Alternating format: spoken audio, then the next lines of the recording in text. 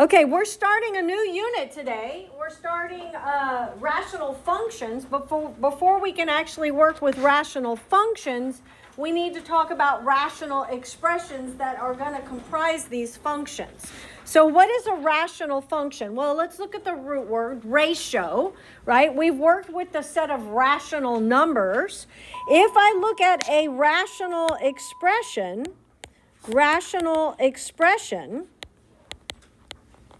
it is an expression that can be represented as a ratio. And so what do we think of when we see ratio? What operation do we think of? Division, right? So we're taking the quotient, a ratio of two polynomial expressions.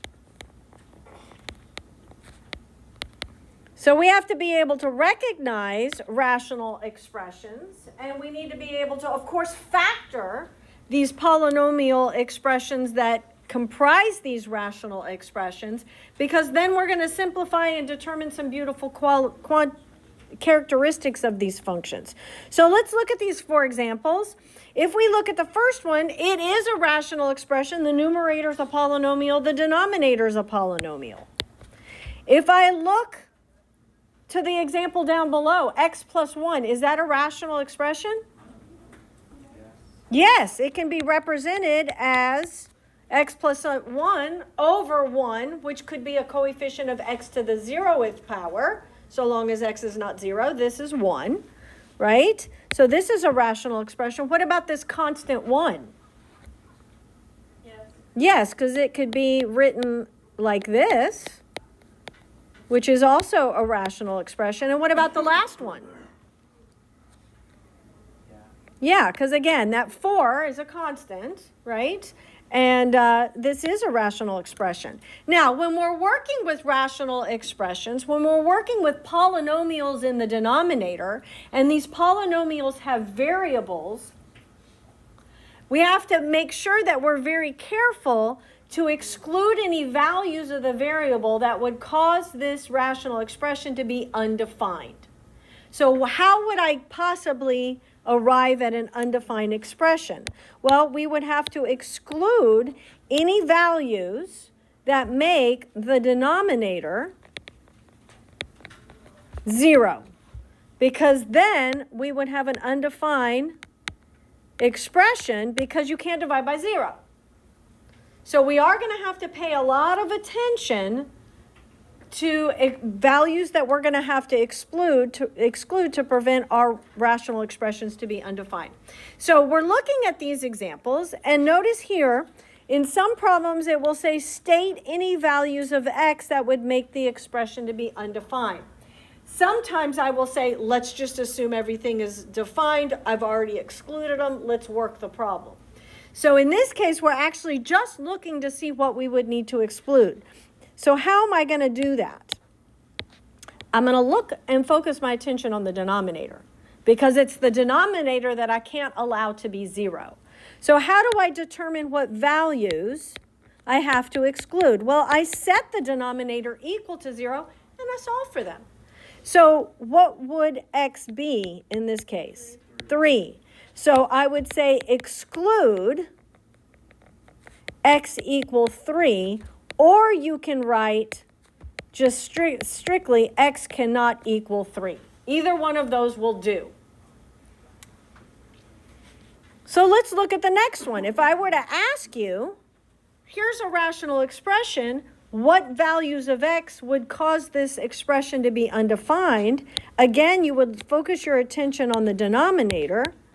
And how would we determine what values would make it be undefined? Set it equal to 0, very good. And then factor. So let's factor that quadratic trinomial. And what are my two factors? X minus 4 and x plus 3. That is correct. So then, what values of x would cause it to be undefined? 4 and negative 3. So you could either write exclude, if I can spell, exclude, or you can write x cannot equal 4 or negative 3. Do you see? Either one of those I'm fine with. Okay? Now, That's how you just define what needs to be excluded. However, we need to focus a little bit more attention on how we go about simplifying these rational expressions. So how do I know when to stop? How do I know when it is simplified? A rational expression is simplified if its numerator and denominator have no common factors other than 1 or negative 1. That means I've simplified common factors. So how do I simplify? I first factor the numerator and the denominator, and then I simplify. What's that say, other than 1 or negative 1? Yes. So we're going to factor the numerator, factor the denominator, if possible, and we're going to simplify common factors. I want to remind you, because I saw a couple people do this, you cannot split terms apart in a polynomial. Okay? So if they're connected by an addition or subtraction, you can't just focus your attention on one of the terms and simplify. It has to be the entire factor that is the same from numerator into denominator. And we'll talk about that. So if I look at the first example, this is obvious. 6 divided by 3, we know it to, 6 divided by 2, we know it to be 3. But if I think about it in terms of factoring, I can rewrite the numerator as 3 times 2 all over 2, and then I can divide the numerator and denominator by 2. Those are common factors. So that would, in fact, give me 3 as my final answer. Then it is simplified. Now, where this comes into play is how would I simplify this next one? You would do 2 over 2 plus 3x over 2. That's beautiful. This 2 belongs to each term in the numerator. So that's 2 over 2 plus 3 halves times x. I saw a few people. What? You totally ignored the other term in the polynomial. You cannot split apart polynomial expressions. Now, at this point, you could simplify this as 1. And so my answer would be 1 plus 3 halves x. That is completely simplified. So here we have some examples, and you are to simplify, and then after you simplify, you have to state, well, not after, but you have to simplify and state any values of x that have to be excluded because it would make the expression undefined. So before you start simplifying, I would immediately look to see what would make the denominator 0. Because once you simplify, you may lose a few of those values that need to be excluded. So go ahead. We set the denominator equal to 0, and we know we must exclude x equal negative 1. Or we can write x cannot equal negative 1. Now, if I were to simplify this, now that I know what the denominator, the x value can't be, let's go ahead and simplify it. How would I address the simplification? What would we do first? Greatest common factor in the numerator, which is x squared, which would leave me with x plus 1 all over x plus 1. Do you see common factors? Yes, x plus 1. Agreed? So simplified, this would equal x squared. What's the denominator there? 1. So if you tried to determine what values you had to exclude, once you've simplified, you've lost it, right? You've lost the value we have to exclude. So identify any restrictions on the variables, the values of the variables, before you simplify. Okay, let's look at this next one. What do I do first? Find the values you need to exclude. That's right. So we focus our attentions on the denominator. And then? X plus 5x minus 1. That's right. That's a difference of 2 squares. It can be factored as x plus 5 and x minus 5. So we would exclude what? 5 minus 5. Plus or minus 5. But let's simplify. How? Factor the top. Numerator. Okay. How would I factor the numerator? So does that mean the answer can end up being 5 or negative? Well, we're not solving anything, So what does right? that do? Eventually, these will be functions, right? And then we can't input those domain values. Right now, they're just expressions. So we're identifying these values now, so then when we actually do have to solve for them, we have to make sure those aren't extraneous solutions. That's where it's going. Beautiful, Kate. Okay, and then our denominator we said was x plus 5 and x minus 5. Do we have any common factors that we can simplify? That is correct. So the simplified would be, that is fantastic. And notice, if you had at this point tried to determine any values of x that we have to exclude, we'd lose one. So let's talk about how to perform operations with rational expressions. We talked about what is a rational expression, how to simplify a rational expression. Let's talk about how to multiply. Since rational expressions are just fractions, how do we multiply fractions? We multiply the numerators together. If I can write on this. And we multiply the denominators together. At any point, we can simplify common factors from the numerator to denominator. At any point, we can do that. We don't have to multiply, and then simplify. We can go ahead and do it as we go. So if I look at this first example, how would I multiply and simplify? And then also keep in mind, we have to state any values of x that would cause the expression to be undefined. What would you do first? Find the values that would cause it to be undefined. I like it. So what must we exclude? 2. X equals 2, right? We have to exclude x equal 2. 4 is 4. It's not gonna, has no variable, so we're good. So what would you like to do next? You want to multiply straight across the numerators together and the denominators together? Cross multiply? That's no such thing. Oh, you want to simplify the numerator of the second fraction? Okay. I don't want to do that. You don't want to do that? You want to multiply. Well, ultimately, we're trying to get common factors, right? We're trying to get common factors in the numerator and denominator to simplify. If you not like Go ahead. cancel out, There's no canceling. There's simplifying. Mm-hmm. simplify 2 and like x minus 2, then sort of like How? just be 1 over x. No, because we cannot split that x minus 2 into 2 separate things. They are connected.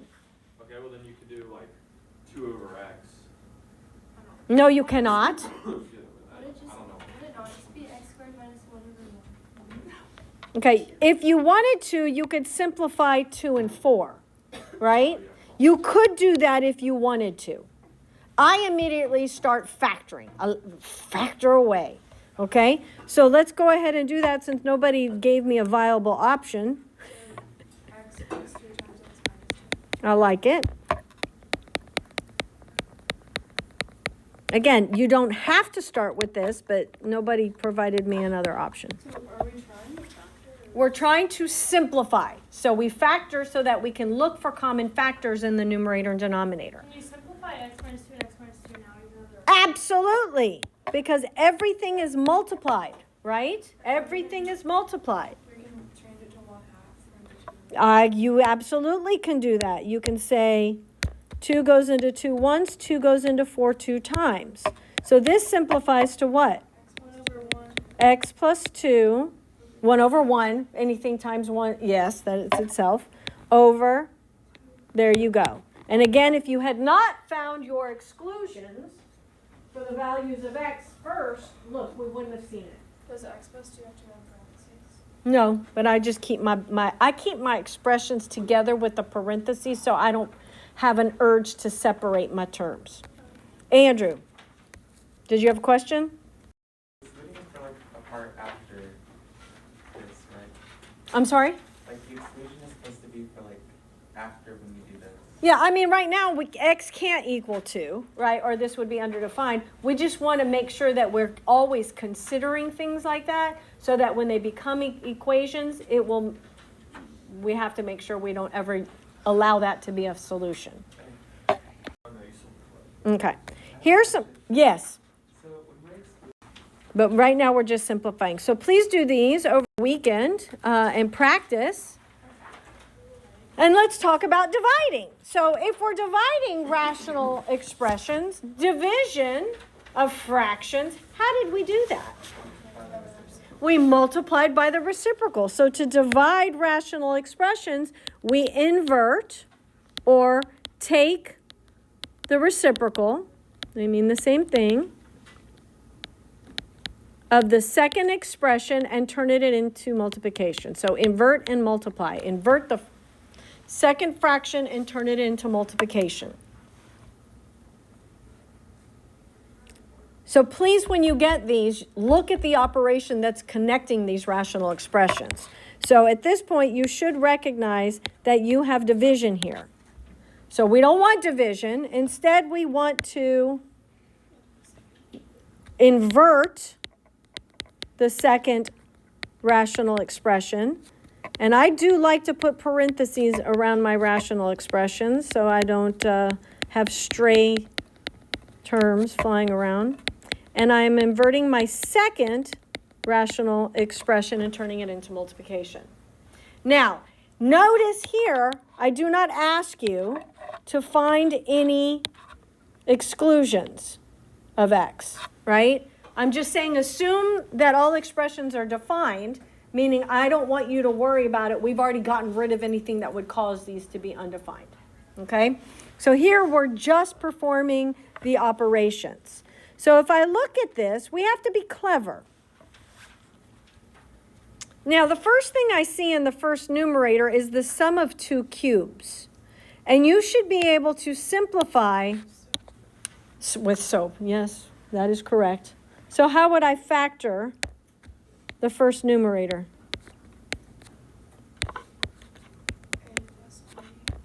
Okay, so what would that be? X plus 2.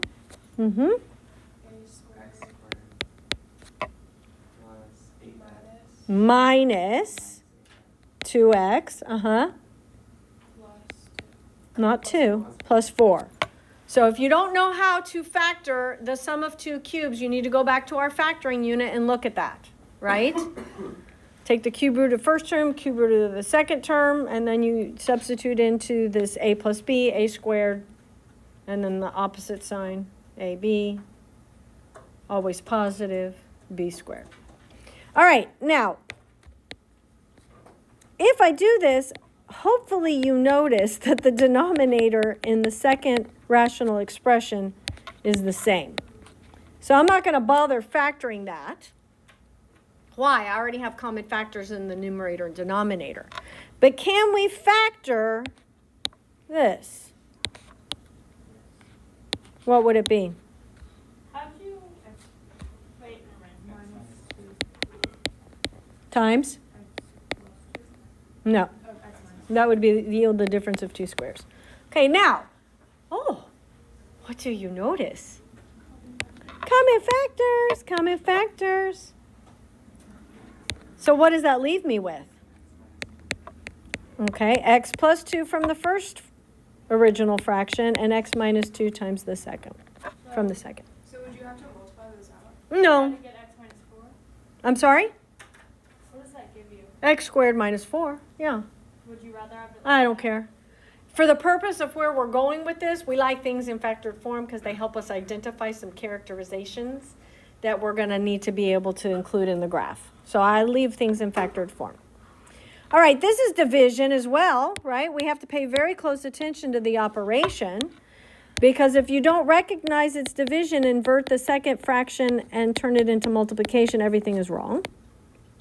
So I'm inverting the second fraction, turning it into multiplication. Now what do you want to do? X squared minus 9 is that? You want to factor the denominator of the first fraction? Okay. That is the difference of two squares, which gives me the two factors. What? Was it? Yes.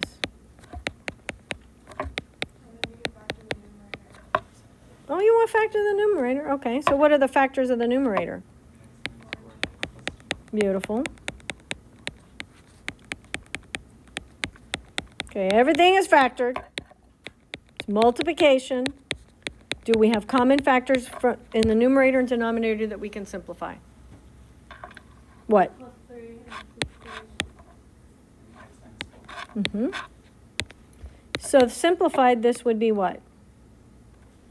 1 over x minus 3. Mm-mm. X plus 2 over x plus. Yes. Oops.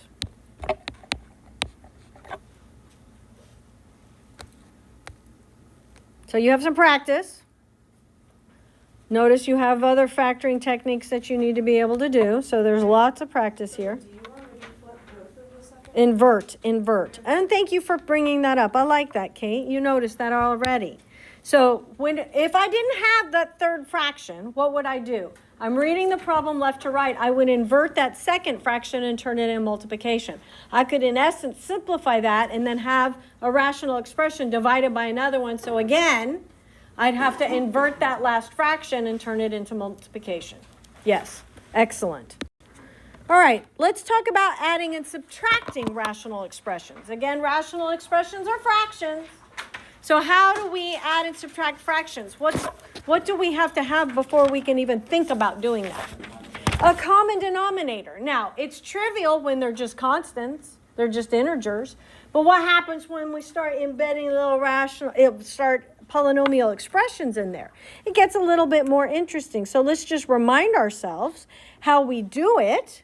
So in the first one, we notice we are subtracting. So pay close attention to the operation. But not only are we subtracting, what else do you notice? We have the same denominator. So all we have to do is perform the operation with the numerators. So it would be 5x plus 1 minus the entire second expression, that linear binomial. Each term, we're subtracting each of those. So I did put it in parentheses because I'm not just subtracting the 4x. I'm subtracting the minus 2, and that's all over my common denominator. So far, so good? Okay. Now what do? Well, let's do one more step in case anyone's confused, but you are correct. I have Mm-hmm. if that had a common denominator, like on the next one. Oh, we're going to do it. Would you want to? We want to get a common denominator. Yeah. What? Anybody? Distribute. Thank you. That minus sign. So I'll show one more step in the interest of being thorough for the first example. And then x plus 3, x minus 3. Can we do that? Oh, you want to okay, let's combine like terms in the numerator, which would give me x plus 3. And then I like that. You wanted to factor the denominator since it's the difference of two perfect squares. I write, say 2. And is it simplified? No. Okay, so we have common factors, right? So what is our final answer? 1 over x minus 3. That is correct. Now, as you mentioned, it's a little bit more interesting when we have different denominators. We do have to get a common denominator. Least common denominator is your friend, right? But if worse comes to worse, you can multiply the two denominators together to find a common denominator. So for kicks, what would the least common denominator be? 21. Now be very careful how you answer this question. Least common denominator is 21. We got that by 7 times 3. What do you multiply by the first fraction so that the denominator becomes 21? 7 over 7. Be careful. Do not say 7, because if you multiply that first fraction, you're changing the value of that fraction, right? If you just do 7, that's 35 over 3. That's not 5 over 3. You're multiplying by 7 over 7 because that's equivalent to 1. So we're not changing the value of the first fraction. We're just rewriting an equivalent fraction. So what would we multiply by the second fraction? 3 over 3. So now let's actually perform the multiplication. So we're going to multiply those all over our common denominator. So we have 35 plus 6 all over 21, which gives me what? 41 over 20. And is there anything else I can do? No. So now let's apply this process to some exciting little rational expressions. I don't know. Okay, again, notice the operation, because that makes a difference. What else do you notice? Common denominator. Oh, we're so lucky. We're so lucky. So all I have to do is perform the operation with the numerators, x squared plus 4 plus x squared plus 5 all over my common denominator. Let's combine like terms in the numerator, and what do you get? Oh, how beautiful is that? Because what is that? 1, right? Then the entire numerator is a common factor with the denominator, so this simplifies to 1. Okay, in the next one, what operation are you performing on these two rational expressions? Subtraction. So we have to be very careful that we understand, well, it's just a constant in the numerator of the second fraction. But I don't have a common denominator. What's my least common denominator? That's right. So what am I multiplying the first fraction by? X plus 3 over x plus 4. Thank you very much. And I'm going to put parentheses around my existing binomial so that I understand that every term in the first parentheses is multiplied by every term in the second parentheses. And what am I multiplying the second fraction by? No. That is correct. We're multiplying by 1. How we're representing that 1 is 2x minus 3 over 2x minus 3. And again, I'm going to put parentheses around my binomial in the denominator. So I have x plus 3 times x plus 2 minus 4 times 2x minus 3 all over my least common denominator. So what do I do next? Which is the minus just going to... Well, the 4 is connected to the binomial. You distribute. So you could distribute first and subtract the whole thing, which is kind of... Oh, you want to FOIL the first two binomials? Yeah, You can do that. but you said you leave it back to form. Well, eventually we have to combine like terms in the numerator and then factor the whole numerator, right? Because I've got subtraction involved. So let's go ahead and FOIL. Let's multiply these two binomials together. And what am I going to get? Okay. And then I'm going to subtract the result of distributing that 4. 8x minus 12. And then I'm doing it in 2 different steps so people don't get confused. Well, I haven't distributed the minus sign. You can do it all in one step. I have no problem with you doing that. But in case people are going to get confused right now, I'm going to show each step. So CK, it becomes plus 12. Now, what do I do? Combine like terms with 12. In the numerator. Okay, what am I going to get if I combine like terms in the numerator? X squared minus 3x. That's an 8x. Thank you. Thank you. X squared what? Minus 3x. Over the common denominator. Is there anything I can do to simplify this further? Split the middle and the top. Okay, can you factor the numerator?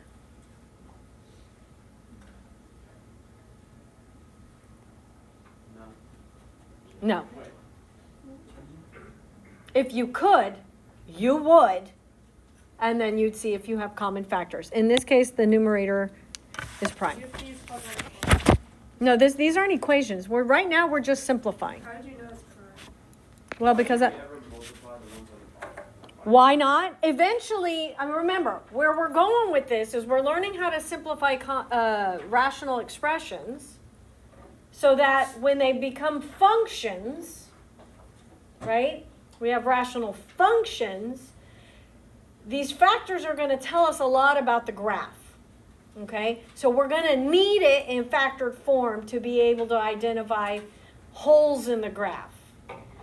Vertical, horizontal, slant asymptotes in the graph. So, I mean, we're going to need it in factored form because that's going to, I mean, it's going to scream at us, look, oh no, you can't go there, you can't graph that, you have to exclude that.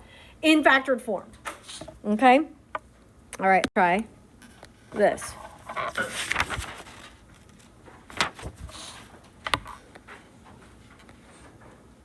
Oh my gosh, I want to find the least common denominator, but what do you think we should do first? I think I heard it. Factor. Come on, let's factor. The numerator's a constant, nothing to do, but how do I factor that denominator? You factoring out a 5. So I can get the least common denominator. So 5x. 5x, which would give me, X plus 3. okay, minus 9 over, can we factor that quadratic trinomial expression? Yes. What would the factors be? X plus 3. What's a perfect square trinomial? So x plus 3 times x plus 3. Now, the reason we did this is because we're trying to find a least common denominator. We could have multiplied both those denominators together, but then we're getting out of control, right? We want to make this as easy as possible on us. So I'm going to look at these and I'm going to say, okay, well, they each have an x plus 3. So that's part of the denominator. But then this one has an 5x, so that's part of the denominator. And then this one has an x plus 3, another extra x plus 3, right? So my least common denominator is the product of those three things, right? X plus 3, 5x, and x plus 3. Now, did it matter the order in which I wrote those? No. What property tells us that? Commutative property of multiplication of real numbers, yes. All right. So now that I know what my least common denominator is, let's see what's missing in each fraction. So what am I multiplying the first fraction by so that it has the same common X plus 3 over x plus 3. Yes, x plus 3 over, we're multiplying by 1. How we're representing that 1 is x plus 3 over x plus 3. What am I multiplying the second fraction by? 5x over 5. Thank you, 5x over 5x. So now I have my common denominator, 5x times x plus 3 times x plus 3. And let's go ahead and perform the operations in the numerator. So if I were to multiply these together, what would I get? Beautiful. And this is minus 45x. Are you with me? Yes? Can we combine like terms in the numerator? And what do we get? You didn't put the x. Oh, the x. Thank you. Negative 30.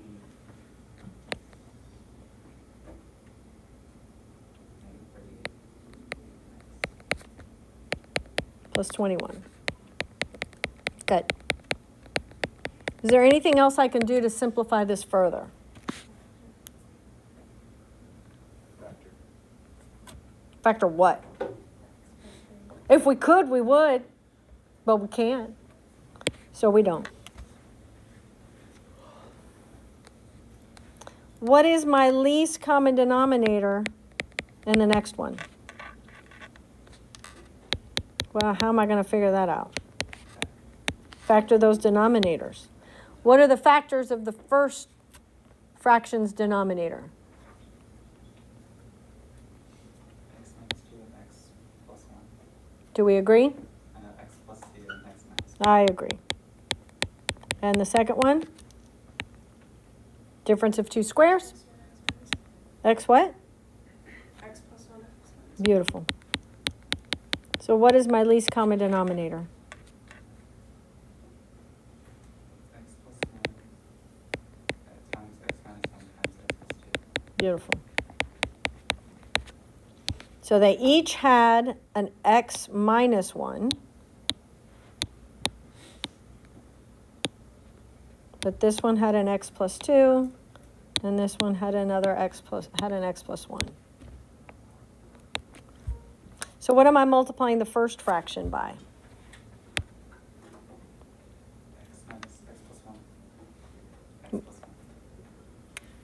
Oh, x plus 1. X plus 1. Yes. And I am going to put parentheses so that I know I'm actually multiplying those two binomials together. And what am I multiplying the second fraction by? X plus 2 over x plus 2. Beautiful.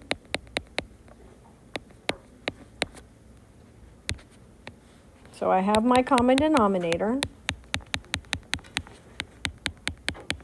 And let's go ahead and have some fun with that numerator.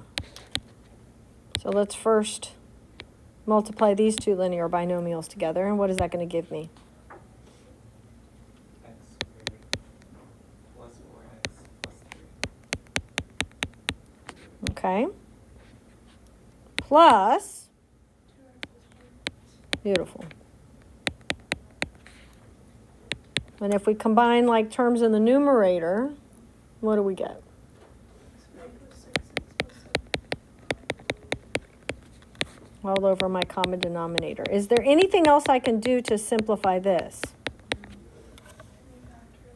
Can we factor the numerator? No, it's No. Try the next one.